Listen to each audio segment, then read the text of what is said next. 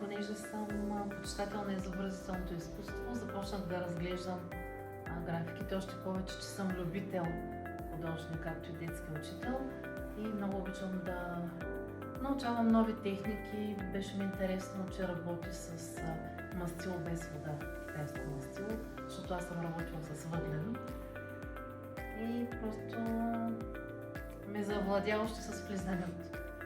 Коя творба или серия от творби ви спря най-дълго и защо?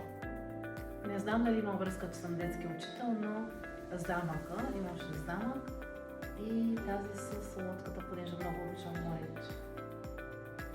Какво усещане ви остави линията и детайлът в работите на автора Фабиан Лопес? Много добре, показва, че се разбира от работата. Остава, като видиш, остава съзнанието ти. Видяхте ли история или сюжет в някои от изображенията?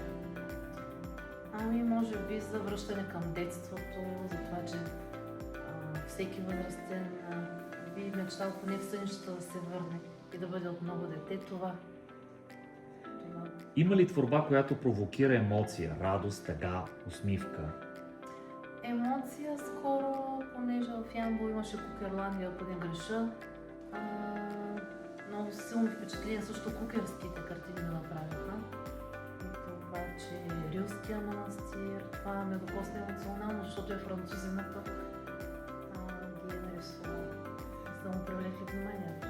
Как ви се струва връзката изкуствен интелект и творецът, след като видяхте изложбата? Допълват ли се или видяхте сблъсък между автора и интелекта?